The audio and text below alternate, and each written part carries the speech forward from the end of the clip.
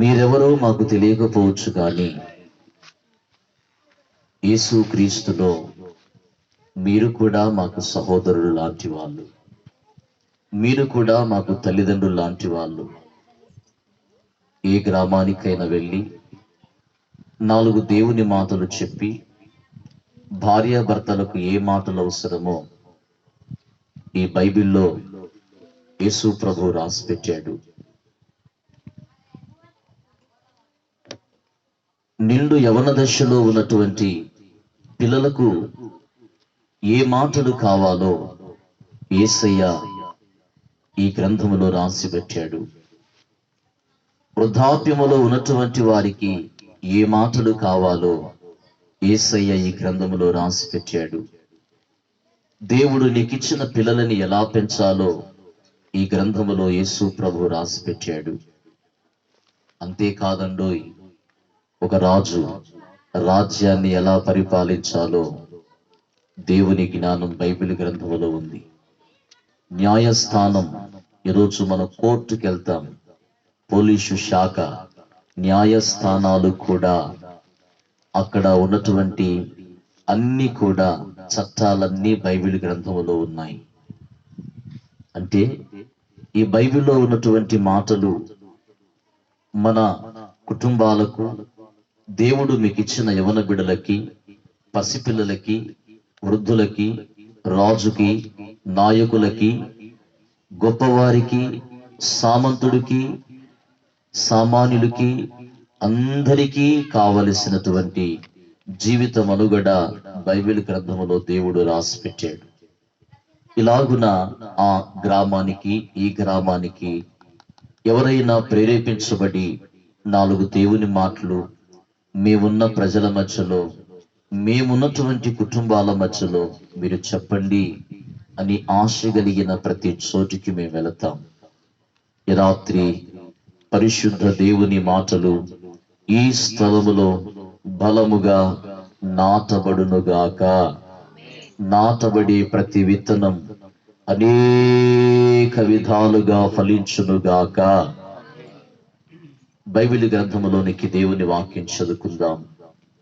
ఆదికాండం 26వ అధ్యాయం 12, 13, 14 వచనాలు బిగ్గరగా చదవగలిగిన వారు చదవండి. ఇస్సాకు ఆ దేశమందున్నవాడై విత్తనము వేసి ఆ సంవత్సరం నూరంతల ఫలము పొందెను. దేవుడైన యెహోవా అతనిని ఆశీర్వదించెను గనుక ఆ మనుష్యుడు గొప్పవాడాయను. అతడు మిక్కిలి గొప్పవాడగు వరకు క్రమక్రమముగా అభివృద్ధి పొందుచు వచ్చెను. అతనికి గొర్రెల ఆస్తి, గొడ్ల ఆస్తి, దాసులు, గొప్ప సమూహమును కలిగినందున ఫిలిష్తీయులు అతనికి కలిగిన సంపదను చూచి అసూయపడిరి. కూర్చోండి. మీరు ఎంత శ్రద్ధగా వింటే అంత త్వరగా నేను ఈ వాక్య భాగాన్ని ముగిస్తాను. పరిశుద్ధమైన బైబిల్ గ్రంథములో ఏం చదువుకున్నాం? ఇస్సాకు అనబడేటువంటి వ్యక్తిని గురించి మనం బైబిల్ గ్రంథములో చదువుకున్నాం. ఇస్సాకు అనబడే వ్యక్తిని గురించి, ఇస్సాకు తండ్రి పేరు అబ్రహాము, తల్లి పేరు శారా.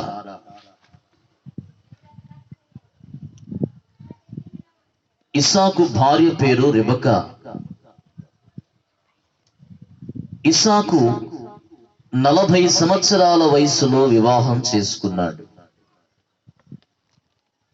ఇస్సాకుకు 2 మగపిల్లలు కవల పిల్లలుగా పుట్టారు. ఆ కవల పిల్లలు పుట్టేసరికి ఇస్సాకు వయసు 60 ఏండ్లు. వివాహమైనది 40 ఏండ్లకు, సంతానము కలిగినది 60 ఏండ్లకు. ఎన్ని సంవత్సరాలకు తనకు కవల పిల్లలు పుట్టారు అంటే వివాహమైన 20 సంవత్సరాలకు సంతానం కలిగింది. ఇస్సాకు వివాహం ఆడేసరికి తన తల్లి అయిన శారా చనిపోయి ఉంది. మీకు కాస్త వాక్య అవగాహన ఉండాలి అని అతనిని గూర్చి మీకు కాస్త వివరణ చెప్పాను. వాక్య భాగములో చూస్తే ఇస్సాకు ఆ దేశమందున్నవాడై అంటే పరదేశిగా తను పుట్టి పెరిగిన ప్రాంతములో కాకుండా పరదేశిగా గెరారు దేశములో జీవనాన్ని కొనసాగిస్తూ ఉన్నాడు. ఇస్సాకు గెరారు దేశములో ఉన్నప్పుడు ఆ సంవత్సరం అంటే అర్థం ఏంటో తెలుసా? ఆ సంవత్సరము అని బైబిల్ గ్రంథంలో రాసినటువంటి అర్థం పరమార్థం ఏమిటంటే ఆ సంవత్సరము కరువు కాలం. ఇస్సాకు గెరారు దేశములో కరువు ఉండిన సంవత్సరములో విత్తనములు చేత పట్టుకొని విత్తనాలు విత్తినప్పుడు 100 ఫలమును చూశాడట. వ్యవసాయ పరముగా తనకు పంటే కాదు, పశు సంపద కూడా ఉన్నట్లుగా బైబిల్ గ్రంథములో చదువుకున్నాం. అతనికి కలిగిన సంపదను చూసి ఆ దేశములో ఉన్నటువంటి వారు ఫిలిష్తీయులట, ఎవరో ఎక్కడి నుండో వచ్చాడు ఇస్సాకు, మా కనుల ముందు 100 పంటను కోసుకున్నాడు, పశు సంపద పెరిగిపోతూ ఉంది అని ఫిలిష్తీయులు అసూయ పడేంత ఆశీర్వాదమును దేవుడైన యెహోవా ఇస్సాకును ఆశీర్వదించాడు. ప్రభునామాన్ని గట్టిగా చప్పట్లు కొడదాం. దేవుడు ఇస్సాకును ఆశీర్వదించినట్లుగా బైబిల్ గ్రంథములో మనం చదువుకున్నాం. కరువు కాలములో 100 ఫలాన్ని చూశాడు ఇస్సాకు అనబడేటువంటి ఒక వ్యక్తి. వ్యవసాయము చేసి శ్రద్ధగా ఆలకించాలి. ఆయన విత్తనాలు విత్తినటువంటి సంవత్సరములో వర్షము కురవలేదు, కరువు కాలం. గెరారు దేశంలో ఉన్నటువంటి వారందరూ కూడా ఈ ఏట మనము విత్తనము విత్తినా కూడా పంట చేతికి రాదని అందరూ కూడా చేతులు కట్టుకొని మౌనముగా ఉన్నారు. కానీ ఇస్సాకు విత్తనమును చేత పట్టుకొని విత్తటానికి బయలుదేరుతూ ఉన్నాడు. అందరూ అన్నారు, రేయ్ ఇస్సాకు ఎక్కడికి? విత్తనాలు విత్తటానికి. ఈ దేశంలో పుట్టి పెరిగిన మాకు తెలుసు ఏ సంవత్సరము వానాకారు పంట ఎలాగో, ఎండకారు పంట ఎలాగో, ఏ సంవత్సరము ఏ పంట చేతికి వస్తుందో, నష్టం కలుగుతుందో మాకు తెలుసు.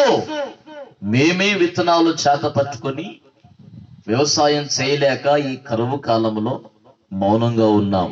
నీకేం తెలుసని విత్తనాలు చేత పట్టుకుని వెళ్ళావు అని అడుగుతూ ఉన్నారు ఇస్సాకుని. శ్రద్ధగా వినాలి. ఇస్సాకు ఏమంటాడో తెలుసా? నేను నమ్మినటువంటి సృష్టికర్త అయిన దేవుడైన యెహోవా కరువు కాలములో కూడా నేను విశ్వాసముతో విత్తనాలు విత్తుతాను. నేను నమ్మిన దేవుని మీద నాకు నమ్మకం.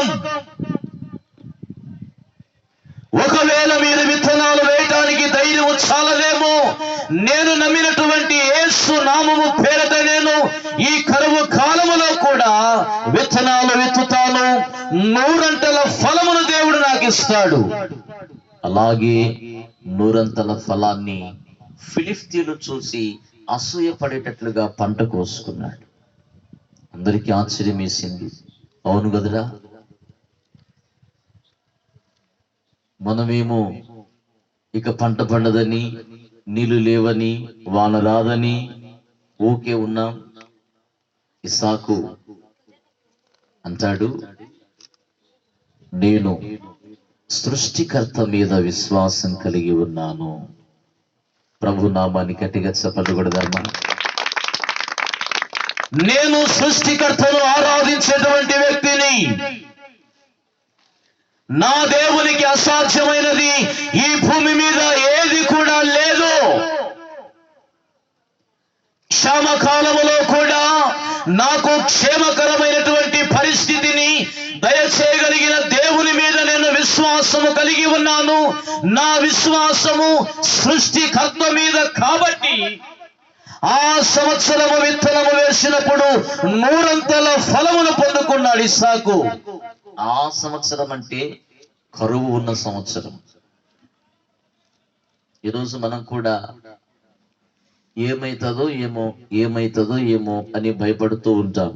ఏదైనా వ్యవసాయం చేయాలన్నా, వ్యాపారం చేయాలన్నా, ఒక జీవనోపాధి చేయాలన్నా, ఏదైనా పశువులను గుర్చినటువంటి సంపద విషయంలో కానీ ఎన్నో మనకు అపనమ్మకం, అవిశ్వాసం మన జీవితంలో మనకు ఏర్పడుతుంటది. ఇస్సాకు ఎప్పుడు కూడా అపనమ్మకం పెట్టుకోకుండా సృష్టికర్త మీద నాకు నమ్మకం, విశ్వాసం ఉంది. వాళ్ళంటారు, మేము పుట్టి పెరిగినప్పటి నుంచి భూమిమ్మని నమ్ముకొని బతుకుతున్నాం, మాకు తెలీదా? నేను భూమి మీద ఆధారపడలేదు. నేనన్నడు కూడా భూమి మీద ఆధారపడలేదు. నా విశ్వాసం ఏమిటో తెలుసా? ఆకాశమును కలుగజేసిన దేవుని మీద నాకు నమ్మకం, ఈ భూమిని కలుగజేసిన దేవుని మీద నాకు నమ్మకం. భూమి ఆకాశములను సృష్టించిన సృష్టికర్త మీద నాకు విశ్వాసం ఉంది. ఆ సంవత్సరము నేను విత్తనం వేశాను, 100 ఫలము కోసుకున్నాను. చాలా మంది సృష్టికర్త మీద విశ్వాసం ఉండదు, సృష్టి మీద నమ్మకం పెట్టుకుంటారు. ఈ సంవత్సరం వాన రాదు, పంట పండదు. కానీ దేవునికి అసాధ్యమైనది ఏమైనా ఉందా చెప్పండి? అసలు వాన రావాలన్నా, పంట చేతికి రావాలన్నా అంతా కూడా ఎవరి మీద ఆధారపడి ఉంది? దేవుడు, సృష్టికర్త. మరి ఆ సృష్టికర్త మీద నమ్మకంతో విత్తనం వేయచ్చు కదా. ఆ దేశపు వారు, అక్కడ ఉన్నటువంటి ప్రజలు, ఇస్సాకు ఒకడే సృష్టికర్త మీద విశ్వాసం కలిగి 100 ఫలాన్ని చూశాడు. ఈ రాత్రి దేవుని వాక్యం నీకేం చెప్తుందో తెలుసా? నీవు ఏ పని చేసినప్పటికీ ఆ పనిలో నీవు సఫలము చూడాలంటే,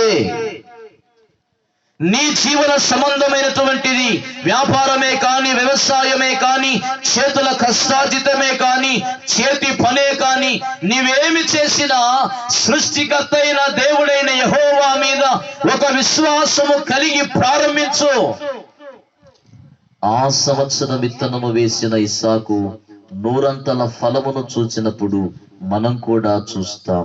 అయితే దేవుని మీద విశ్వాసం ఉండాలి. ఎవరి మీద నమ్మకం పెట్టుకున్నాడో ఇస్సాకు బైబిల్ గ్రంథములో ఓ మాట చదువుకుందాం, నోట్ చేసుకోండి. యెషయా గ్రంథం 30వ అధ్యాయం 23, 1 కొరింథీ 15:38 చదువుకుందాం. నీవు నీ భూమిలో విత్తుటకు నీ గింజలకు కావలసిన వాన, నీవు విత్తే గింజలకు కావలసిన వాన ఆయన కురిపించును. భూమి రాబడి అయినా ఆహార ద్రవ్యమిచ్చును. అది విస్తార సార రసములు గలదై ఉండును. చాలండి, ఏం చెప్తుంది వాక్యం? నీవు విత్తనాలు చేతపట్టుకొని భూమిలో విత్తాలంటే, ఆ విత్తనము మొలక ఎత్తాలంటే ఆకాశమును ఆజ్ఞాపించవలసినటువంటి దేవుడు వర్షాన్ని కురిపించాలి. ఆ వర్షాన్ని కురిపించే దేవుని మీద మనకు విశ్వాసం ఉండాలి. వర్షాన్ని కురిపించగలిగిన దేవుని మీద మనకు నమ్మకం ఉండాలి. దేవుని పోలిక చొప్పున నిర్మాణము చేయబడిన నీవు ఆ సృష్టికర్త మీద విశ్వాసము కలిగి ఉండాలి. మొదటి కొరింథీ చదువుకుందాం ఆ మాట. 15వ అధ్యాయం 38, 2వ కొరింథీ 9వ అధ్యాయం 10వ వచనం. అయితే దేవుడే తన చిత్త ప్రకారం నీవు విత్తిన దానికి శరీరమును ఇస్తాడు, మరియు ప్రతి విత్తనానికి దాని శరీరమును ఇచ్చుచున్నాడు. 2వ కొరింథీ 9వ అధ్యాయం 10వ వచనం. విత్తేవాడికి విత్తనం, తినుటకు ఆహారం దయచేయు దేవుడు నీకు విత్తనము దయచేసి విస్తరింపచేసి మీరు ప్రతి విషయములో పూర్ణ ఔదార్య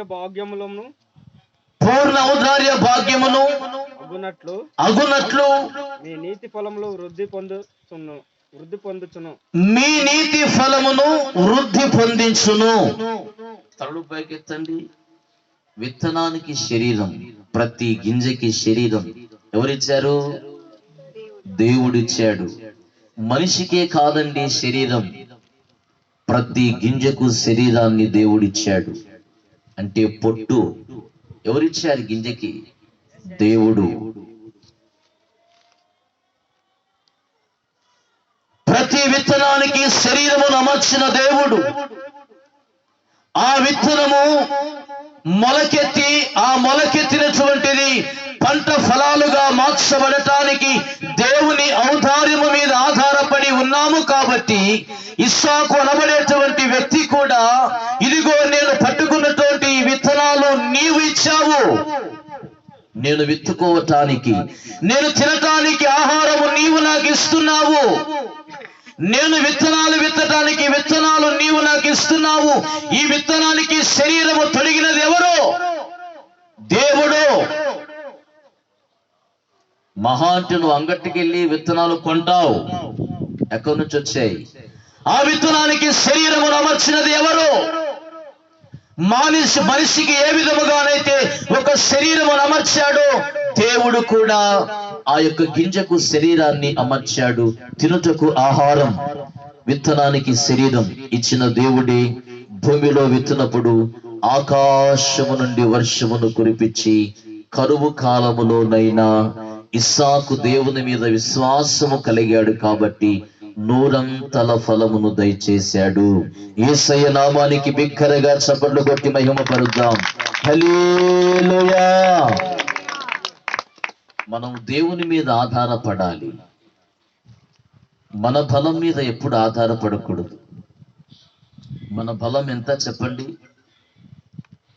మన బలం ఎంత? అదే దేవుని మీద ఆధారపడితే, ఇస్సాకు ఎవరి మీద ఆధారపడ్డాడు? ఇస్సాకు ఎవరి మీద విశ్వాసం కలిగి ఉన్నాడు? ఆ సంవత్సరం ఎవరిని నమ్మి విత్తనాలు వేశాడు? ఆ విత్తనానికి నీరు పోసిందెవరు? వర్షము రావటానికి ఆజ్ఞాపించిందెవరు? ఆ విత్తనము మొలకెత్తటానికి ఆజ్ఞాపించిందెవరు? దేవుడు. దేవుడు. ఆ సృష్టికర్త అయిన దేవుని మీదనే ఇస్సాకు విశ్వాసం నుంచి పిడికడు విత్తనాలు చేత పట్టుకొని విత్తాడు. 100 ఫలం. నా మొదటి మాట, ఈరోజు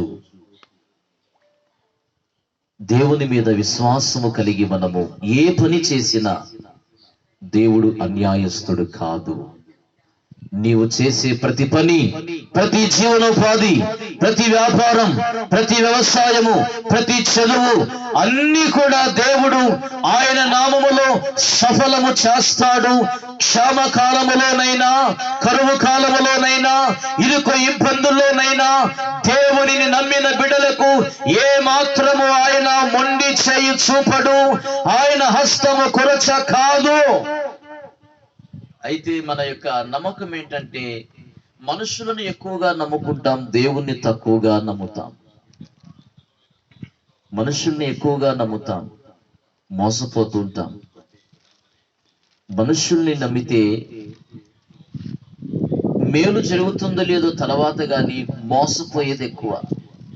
కానీ దేవుణ్ణి నమ్మిన, దేవుని మీద విశ్వాసం ఉంచిన ఆ దేశములో ఆ సంవత్సరమందు నూరంతల ఫలమును చూచిన ఇస్సాకును ఆశీర్వదించిన దేవుడు ఈ రాత్రి ఈ మాటలు వింటున్న నిన్ను, నీ కుటుంబాన్ని కూడా నూరంతల ఫలముతో ఆకాశ మహాకాశములను, భూమి ఆకాశములను, సూర్య చంద్ర నక్షత్రములను, ఆకాశ గగనములను ఆయన జనతో కొలవగలిగిన ఆ సర్వాధికారి అయిన దేవుడు, అగాధ సముద్ర జనములకు సరిహద్దులు ఏర్పరచిన దేవుని మీద విశ్వాసము కలిగితే నిశ్చయముగా నీవు కూడా ఆ ఫలములను చూచుదువుగాక. ఆమేన్. ఎప్పుడైనా సముద్రం దగ్గరికి వెళ్ళారా? ఎక్కడి నుంచో అలలు వస్తా ఉంటాయి. అలాగున అక్కడ దాకా వెళ్ళి మళ్ళీ వెనక్కి వెళ్ళిపోతా ఉంటాయి. ఏంటి తెలుసా? అగాధ సముద్ర జలములకు ఆజ్ఞాపించాడు, అక్కడ దాకా వెళ్ళు, మరలా వెనక్కి వెళ్ళు.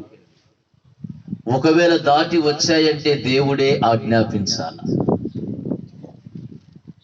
సముద్ర జలములకు సరిహద్దులు ఏర్పాటు చేసిన దేవుని మీద నీవు విశ్వాసం ఉంచు. ఈ రాత్రి ఆకాశమును చూడు. పగటి వేళ సూర్యుని మనకు వెలుగునివ్వటానికి నిర్మించిన దేవుని మీద విశ్వాసం ఉంచు. రాత్రి వేళ చంద్రుని వెన్నెలను అనుగ్రహించిన దేవుని మీద విశ్వాసం ఉంచు. ఇస్సాకు ఆ దేవుని మీద విశ్వాసం పెట్టుకున్నాడు. ఈరోజు నీ విశ్వాసం ఎవరి మీద? ఇంతకాలం ఎవరిని నమ్ముకున్నావు? ఏ విషయములో మనం మోసపోతున్నాం, లేక మేలును పొందుకోలేకపోతున్నాం? మనకు శరీరాన్ని అమర్చిన దేవుడు నువ్వు చేత పట్టుకున్న విత్తనాన్ని కూడా శరీరాన్ని ఇచ్చాడు. అది మొలకెత్తాలన్నా ఆ హిమము, ఆ మంచు, ఆ వర్షం, ఆ గాలి, ఆ నీరు ఆయనే అనుగ్రహించి నిన్ను దీవించి తినుటకు ఆహారం ఆయనే మనకివ్వాలి. విశ్వాస సంబంధంగా మనము నూరంతల ఫలము దేవుని పేరట కోయుదుముగాక. ఇస్సాకు కలిగిన సంపదను చూసి ఆ ప్రాంతములో ఉన్నటువంటి ఫిలిష్తీయులందరూ కూడా అసూయపడ్డారట. మరొకసారి చదవండి ఆ మాట. ఆదికాండం 26వ అధ్యాయం 14వ వచనం. అతడు మిక్కిలి గొప్పవాడగు వరకు క్రమక్రమ అభివృద్ధి పొందుచు వచ్చెను. అతనికి గొర్రెల ఆస్తియు, గొడ్ల ఆస్తియు, దాసులు గొప్ప సమూహమును కలిగినందున అతనుకు కలిగినటువంటి సంపదను, ఆస్తిని చూసి ఫిలిష్తీయులు అతని యందు అసూయపడి ఫిలిష్తీయులు అతని మీద అసూయపడ్డారు. తలలు పైకెత్తండి. ఆ రోజుల్లో కూడా అసూయ అనేటువంటిది ఒకటి ఉందండి. ఇప్పుడు ఇస్సాకు బాగుపడ్డాడంటే ఫిలిష్తీయులు ఏం చేస్తున్నారట చెప్పండి? అసూయ కలిగింది. ఏం కలిగింది?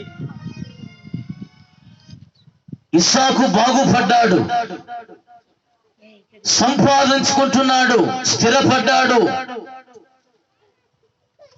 ఇస్సాకు కలిగినటువంటి ఆస్తిని, సంపదను చూసి, దేవుడు తనకిచ్చిన ఫలములను చూసి ఆ దేశంలో ఉన్నటువంటి ప్రజలట అసూయ పడుతున్నారట. ఇందాకే చెప్పాను, ఒక వ్యక్తి బాగుపడుతున్నాడంటే మరొకరికి అసూయ. మనుషులు మేలు చేయటము తర్వాత గాని మోసము, అసూయతోనూ ఒక వ్యక్తి మీద అలాగే మన మీద ఉంటారు. అందుకే దేవుని నమ్మాలి, మనుషుల్ని నమ్మద్దు. అసూయపడ్డారు. ఈ ప్రదేశములో మా కనుల ముందు ఈ కరువు కాలములో మేము నష్టపోయాం, ఇస్సాకుకు లాభం కలిగింది. మేము ఇరుకు ఇబ్బందుల్లో ఉన్నాం, ఇస్సాకు చక్కగా బాగున్నాడు. అని అసూయ కలిగింది. నిజమే, ఈరోజు కూడా నువ్వు చక్కగా బ్రతికి బట్ట కడుతూ ఉంటే, సంతోషంగా ఉంటే, పచ్చగా ఉంటే చాలా మంది కన్నులు నీ మీద అసూయపడతాయి. అయినా దేవుని ఆశీర్వాదం ఎవరు దొంగిలించలేరు. ప్రభునామాన్ని గట్టిగా చప్పట్లు కొడదాం. దేవుడిచ్చిన ఆశీర్వాదమును ఎంతమంది ఫిలిష్తీయులు గెరారు దేశములో ఉన్నవారు అసూయపడినా ఎవరు కూడా ఇస్సాకుకు కలిగిన దాని విషయంలో ఏమీ చేయలేకపోయాడు. ఎందుకో తెలుసా? దేవుడు ఆశీర్వదించాడండి. ఒక వ్యక్తికి దేవుడు ఏదైనా ఇస్తే మనిషి ఎంత అసూయపడినా, ఎంత కుళ్ళు కుతంత్రాలతో ఉన్నా ఏమీ కాదు. ఎందుకంటే దేవుని చల్లని చూపు ఆ రోజు ఇస్సాకు మీద ఉంది. ఈ రాత్రి మాటలు వింటున్న నీ మీద, నీ పిల్లల మీద, నీ కుటుంబాల మీద ఆ దేవుని చల్లని నీడ, చల్లని చూపు మనందరి మీద ఉండునుగాక. నూరంతల ఫలమును ఈ రాత్రి దేవుని వాక్యం వింటున్నటువంటి ప్రజలందరూ కూడా సంతోషముతో ఫలము పొందుకుందురుగాక. ఆమేన్. దేవుడు పక్షపాతి కాదు, అందరినీ చక్కగా చూసే దేవుడు. రెండో విషయానికి వెళ్తే, వీడు మా మధ్యలో మాకంటే బాగున్నాడని అక్కడ ఉన్నటువంటి వారు ఫిలిష్తీయులు ఏం చేశారో తెలుసా? అక్కడి నుండి అతనిని వెళ్ళగొట్టేశారు. ఇస్సాకుని వెళ్ళగొడితే ఆ గెరారు దేశములో చివర ఒక లోయలో ఒక గుడారం వేసుకుని జీవనం కొనసాగిస్తూ ఉన్నాడు. శ్రద్ధగా వినాలి. సృష్టికర్త మీద విశ్వాసముతో బ్రతికాడు ఇస్సాకు. నూరంతల ఫలం పొందుకున్నాడు, ఏ కొదువా లేదు. రెండో విషయం ఏంటో తెలుసా? ఇస్సాకుకి ఓర్పుమంతుడు. చెప్పండి, ఎవరు? చెప్పండి. ఓర్పుమంతుడు అంటే ఓర్పుతో జీవితాన్ని కొనసాగిస్తూ ఉన్నాడు. అందుకే దేవుని వాక్యం అంటుంది, ఇస్సాకు క్రమక్రమముగా. ఆ మాట చదవండి మరలా, మూల వాక్యం. అతడు మిక్కిలి గొప్పవాడయ్యే వరకు, పెద్దవాడయ్యే వరకు, దేవుడు అతనిని ఆశీర్వదించే వరకు క్రమక్రమంగా అభివృద్ధి పొందుతూ వచ్చెను. ఒక వ్యక్తి గొప్పవాడు కావాలంటే ఓర్పు ఉండాలి, సహనం ఉండాలి, నిబ్బరం ఉండాలి. క్రమక్రమముగా అభివృద్ధి పొందుతూ వచ్చెను. అతనిని దేవుడు గొప్పవానిగా చేసే వరకు క్రమక్రమముగా అభివృద్ధి పొందుతూ వచ్చెను. ఈ రోజున మనకు ఓర్పు తక్కువ.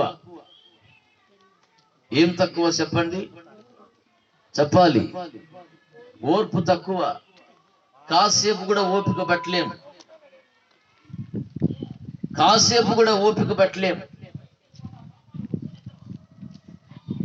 మొన్న ఆ మధ్య ఒక ఆయన నా వైపు చూడండి, గడ్డం కింద సేపెట్టుకుని అట్లా కూర్చున్నాడు. ఎట్లా కూర్చున్నాడు? నో, ఏమి నా అటు కూర్చున్నావు? మా ఊరు భాష చెప్తా. నో, ఏమి నా అటు కూర్చున్నావు? ఆయన అంటాడు, ఉద్యోగం రాలే, పంట రాలే, దేవుడు లేడు, గీవుడు లేడు.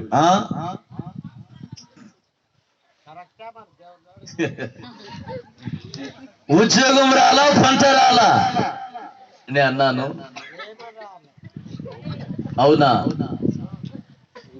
అవునా అన్నప్పుడు ఆ వ్యక్తితో నేనేమన్నానంటే, అవును, పరీక్షలు రాసావా? 6 పరీక్షలు రాశాను. 6 పరీక్షలు రాశాను. ఎన్ని పరీక్షలు రాశాను చెప్పండి? 6 పరీక్షలు రాశాను. ఎన్ని పాస్ అయ్యావు?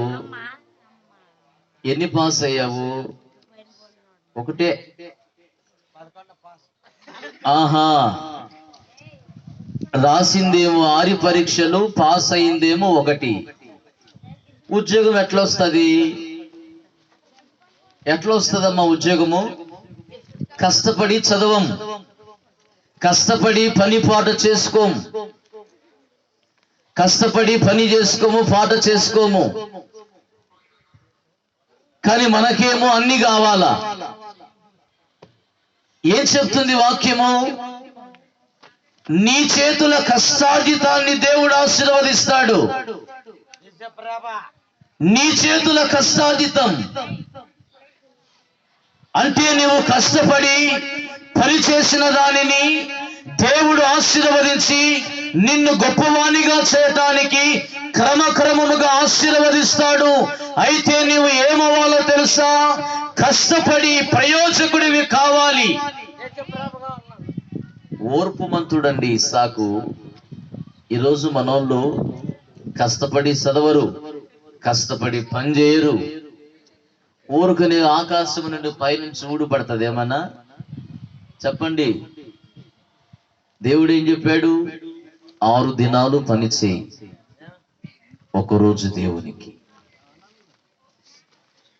నీవు, నీ భార్య, నీ పిల్లలు పోషించబడటానికి, బ్రతకటానికి 6 రోజులు పని చేసుకో వారములో.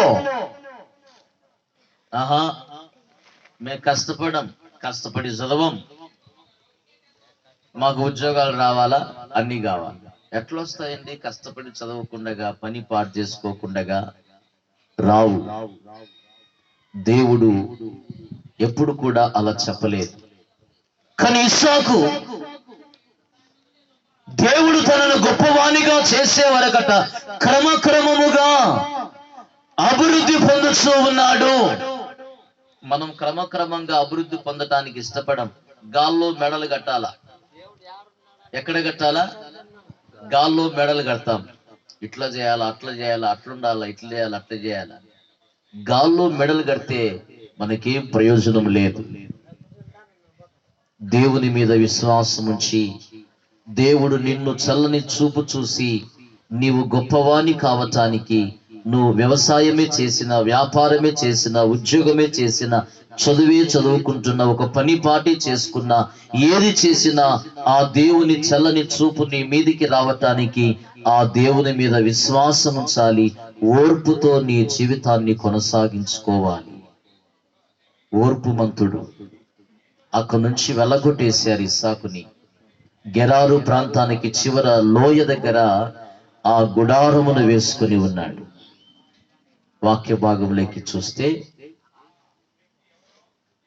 తన తండ్రి అంటే అబ్రహాము కాలములో త్రవ్విన బావులన్నీ ఎవరైతే అసూయపడ్డారో ఆ ఫిలిష్తీయులే ఇస్సాకు తండ్రి అయినటువంటి అబ్రహాము కాలములోని ఆ తండ్రి త్రవ్విన బావులన్నీ పూడ్చేశారు. అదే బావులు ఇస్సాకు మరలా త్రవ్వటం ప్రారంభించాడు. దేవుని నామానికి గట్టిగా చప్పట్లు కొడదాం. ఇస్సాకు తండ్రి కాలములో పూడ్చివేసిన బావులన్నీ మరలా త్రవ్వటానికి ప్రారంభించాడు. అంటే దేవుడు నీలో ఏం చూస్తున్నాడో తెలుసా? ఒక ప్రయాసపడాలి. నీవు బావులు త్రవ్వుతూ ఉన్నాడు. పూడ్చివేసినటువంటి బావులను శత్రువులు బావులు పూడ్చివేశారు. మరలా ఎలాగైనా నేను బ్రతకాలంటే ఈ పూడ్చివేసిన బావులన్నీ త్రవ్వుకుంటూ వెళుతా ఉన్నాడు. బావి త్రవ్వుతా ఉన్నాడు. ఆ రోజుల్లో బావులు, ఈ రోజుల్లో బావులు తక్కువ. ఈరోజు బోర్లు. బావైనా బోరైనా నీళ్లు కావాలా? నీళ్ళు ఎక్కడి నుంచి రావాలా? దేవుడు వర్షం కురిపించాలి.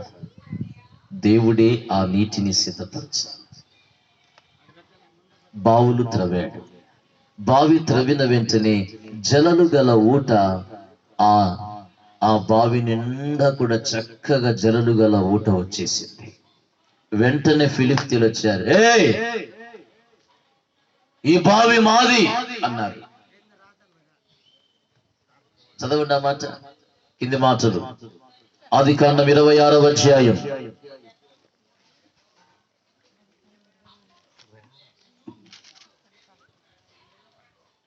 16వ వాక్యం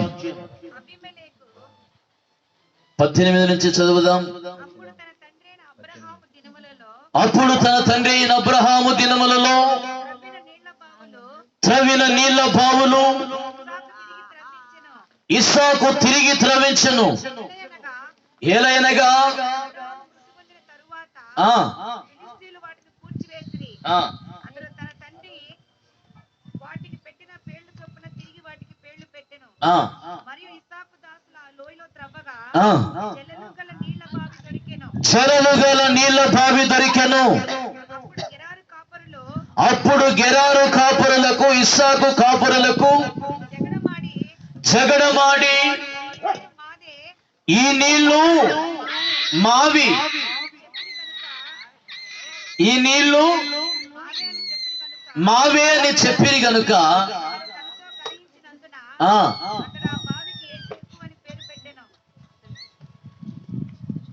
బావి త్రవ్వాడు కష్టపడి. చక్కగా జలలు గల నీటి ఊట పడింది. వచ్చారు గెరారు కాపరులు, వచ్చారు ఇస్సాకు కాపరులతో జగడం పెట్టుకున్నారు. ఈ బావి మాది, ఈ నీళ్లు మావి అన్నారు. ఎంత బాధపడింటాడు చూడండి. కష్టపడి బావిని త్రవ్వుకున్నాడు. జలలు గల ఊటము పడింది. వెంటనే గెరారు దేశంలో ఉన్నటువంటి ఆ గెరారు కాపరులు వచ్చి ఈ బావి మాది, ఈ నీళ్లు మావి అన్నాడు. ఏమి మారు మాట మాట్లాడకుండగా ఓర్పుతో అన్నిటికీ దేవుడే లెక్క. దేవుడు చూస్తూ ఉన్నాడు. ఒకవేళ తిరిగి ఇస్సాకు పరదేశిగా ఉన్నటువంటి ఆ ప్రజలతో జగడమాడలేకపోవచ్చేమో, కానీ దేవుడు మాత్రము చూస్తున్నాడు. ఆ బావిని వదిలి మరొక బావిని త్రవ్వటం ప్రారంభించాడు. ఆ బావి త్రవ్విన తర్వాత కూడా ఈ బావి కూడా మాదే, ఈ నీళ్లు మావి అన్నారు. మరలా వచ్చి మరలా దాన్ని వాళ్ళకి ఇచ్చేసి మరొక బావి త్రవ్వాడు. అక్కడికి వచ్చారు. 3 బావులు త్రవ్వాడు. అక్కడ కూడా ఇవి మావి అని ఇస్సాకుతో విభేదం, జగడమాడారు. నేను ఎందుకు చెప్తున్నానో తెలుసా? ఇస్సాకు గొప్పవాడు అయ్యే వరకు క్రమక్రమముగా అభివృద్ధి పొందాడంటే ఓర్పు కలిగి ఉన్నాడండి. తను కష్టపడి త్రవ్విన బావి నీళ్లను మావి అని ఎవరో వచ్చి అన్నా కూడా ఏ మాత్రము కూడా విభేదము పెట్టుకోకుండా తిరిగి మరొక బావి త్రవ్వుకున్నాడు. అలా 3 బావులు త్రవ్విన నీళ్ళన్నీ కూడా వాళ్ళకి అప్పగించేసి వెళ్ళిపోయాడు. ఓర్పు ఉండాలి. దేవుడు మనల్ని ఆశీర్వదించాలంటే అలా వెళ్ళిపోయిన తర్వాత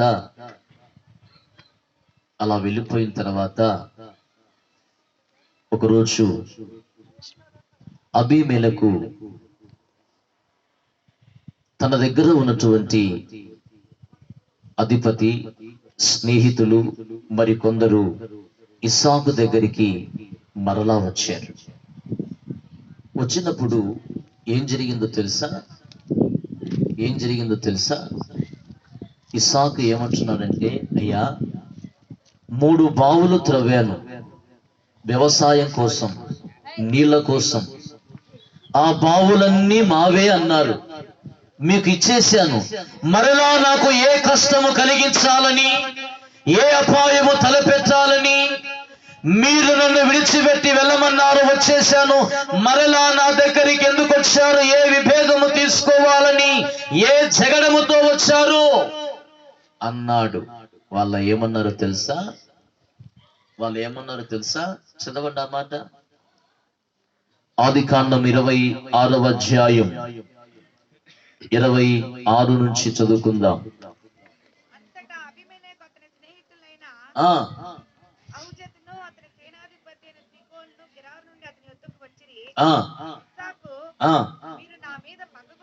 మీరు నా మీద పగబట్టి ఎందు నిమిత్తము నా యొద్దకు వచ్చారు? వారిని అడగగా వారు అన్నారు, నిశ్చయముగా యెహోవా నీకు తోడై ఉండట చూచాము గనుక మనకు అనగా మాకును నీకును మధ్య ఒక ప్రమాణము చేయబడాలి. గట్టిగా చప్పట్లు కొడదాం. శత్రువులను మిత్రులుగా మార్చివేయగలిగినటువంటి దేవుడు అబీమెలెకు స్నేహితులు, అధిపతులు అందరూ కూడా ఇస్సాకు దగ్గరకు వచ్చారు. అయ్యా, ఒకప్పుడు నీవు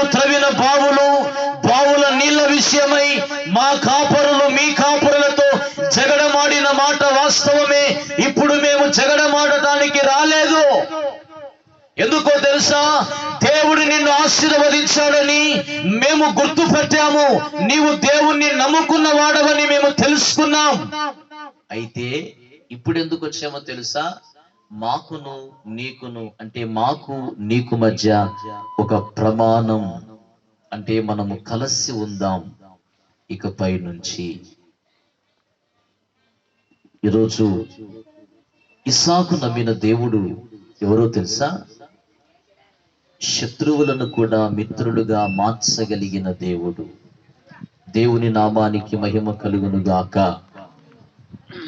ఇంతకాలము అసూయపడిన వారు, పగపట్టినట్లుగా ఇరుకు ఇబ్బంది పెట్టి వెలివేసినటువంటి వారు, నిశ్చయముగా దేవుడు నిన్ను ఆశీర్వదించాడు, మేము చూశాము. మీతో మాకు మీకు ఒక ప్రమాణం ఉండాలి, హాని కలిగించటానికి రాలేదు అని సమాధాన పడ్డారు. ప్రమాణము చేయించుకుని వెళ్ళారు. ఇస్సాకు ఇంట్లో భోజనము చేసి విందు చేసి వెళ్ళిపోయారు. ఎందుకు ఈ రాత్రి మాటలు మనం వింటున్నామో తెలుసా? సృష్టికర్త మీద విశ్వాసము కలిగి ఆ దేశములో ఆ సంవత్సరము కరువు కాలములో 100 ఫలమును పొందుకున్న ఇస్సాకును ఆశీర్వదించిన దేవుడు ఈ రాత్రి నిన్ను కూడా ఖచ్చితంగా ఆశీర్వదిస్తాడు. అతడు గొప్పవాడయ్యే వరకు ప్రయాసపడ్డాడు. తనది అన్న వాటిని ఎవరో వచ్చి మాది అన్నప్పుడు, తరిమినప్పుడు అలాగున వెళ్ళిపోయినా, మరలా ఎవరైతే తనను కాదన్నారో, వద్దన్నారో, వెలివేశారో, అసూయపడ్డారో, పగతో ఉన్నారో, వారే ఇస్సాకు దగ్గరకు వచ్చి మేము మీకు, మీరు మాకు కావాలి, ఒక ప్రమాణము, ఒక సత్సంబంధము కలిగి ఉందామని సమాధాన పడుతున్నారు. ఒకని సత్ప్రవర్తన ద్వారా దేవుడు శత్రువులను మిత్రులుగా మారుస్తాడు. ఆమేన్ చెబుదాం. ఆమేన్. ఆ రోజు ఇస్సాకు ఇంట భోజనము చేసి వారు వెళ్ళారు. నా ప్రియమైన దేవుని బిడ్డలారా, నీ ప్రయాసకు, నీ కష్టానికి తగిన ప్రతిఫలం ఖచ్చితముగా ఈ రాత్రి దేవుడు నీకు ఇవ్వాలని కోరుకుంటున్నాడు. అయితే నీవు ఓర్పు, సహనం, నిబ్బరం ఏ పని చేసినా దేవుని వైపు చూసి ప్రారంభించు, కొనసాగించు. దేవుడు నిన్ను కూడా 30 60 100 ఆశీర్వదించి దీవించునుగాక. నీ ప్రయాసకు తగిన ప్రతిఫలము దేవుడు ఈ రాత్రి నీ కుటుంబానికి అనుగ్రహించునుగాక. ఒకవేళ నీకు విరోధముగా రూపింపబడే ఆయుధము, ప్రజలు, మనస్తత్వాలు ఏవి ఉన్నా దేవుడు నిన్ను సమాధానకరమైన మార్గములో నడిపించునుగాక. మోకరించండి, కదులు మోయండి. ఒక చిన్న ప్రార్థన ఈ రాత్రి నువ్వు చేయాలి. ఒక చిన్న ప్రార్థన చేయాలి. ఇస్సాకును దీవించిన దేవుడు నిన్ను కూడా దీవిస్తాడు. ఆయనకు పశు సంపద, ఆయనకు 100 ఫలమును పొందుకున్న అనుభవం ఈ రాత్రి దేవుడు నీకు ఇవ్వాలి. అమ్మా, ఏదో కాలక్షేపానికి రాత్రి దేవుని మాటలు మీ మధ్యలో ప్రకటించలేదు. దేవుడు నిన్ను ఆశీర్వదిస్తాడు. ఓర్పు కలిగి ఉండు. దేవుడు నిన్ను ఆశీర్వదిస్తాడు. తల్లి, ఓర్పుతో ఉండు. దేవుడు అన్యాయస్తుడు కాదు. దేవుడు పక్షపాతము చూపడమ్మా. యెహోవా అందరికీ ఉపకారి అయినాడు. తల్లి, ప్రియ యవన సహోదరుడా, ఎంతకాలము నేను ఇంకా ఇలాగున యవన కాలములో ఒక ఆశీర్వాదకరమైన జీవితము నాకు లేకుండా బ్రతకాలనుకుంటున్నావేమో. ఒకవేళ నీ ఇంటి పరిస్థితులు చూసుకొని, అయ్యో ఇంకెంత కాలము నేను ఈ ఇరుకు ఇబ్బందుల్లో నేను బ్రతకాలనుకుంటున్నావేమో. ఇంకెంత కాలము నా ఇంటికి కరువు, ఈ క్షామము, ఈ తెగులు, ఈ వేదన, ఈ రోధన, ఈ బాధ, ఈ వ్యాధి అనుకుంటున్నావేమో. నిశ్చయముగా దేవుడు నిన్ను ఇస్సాకును ఆశీర్వదించినట్లుగా ఆయన దయగలిగిన చూపు నీ గుడారము మీద ఉండునుగాక. అలాగున మనం ప్రార్థన చేసుకుందాం. మీ కొరకు సేవకులు ప్రార్థిస్తూ ఉండగా ప్రార్థనలో ఏకీభవించుదాం. ప్రార్థన.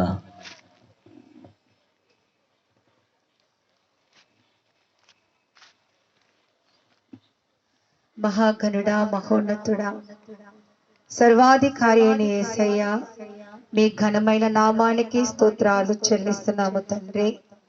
రాత్రికాల సమయము ప్రాంత ప్రజలను ఉద్దేశించి, కూడికను ఏర్పాటు చేసుకున్న కుటుంబస్తులను ఉద్దేశించి దైవ సేవకులు నిలవబెట్టి ఆత్మస్వరూపిగా ఇంతవరకు మాతో మీరు మాట్లాడిన ప్రతి మాటను బట్టి మీకు స్తోత్రాలు చెల్లిస్తున్నాం.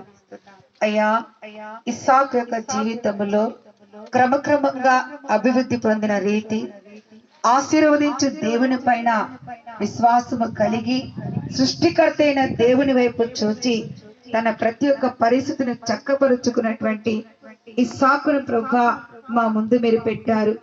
అవును తండ్రి, ఇస్సాకు వలె సృష్టికర్తవైన నీ వైపు చూస్తూ అయ్యా గొప్ప జయాన్ని పొందుకోవాలి, ఆశీర్వదించబడాలి అని ప్రభువా ఇంతవరకు మీరు మాట్లాడారు.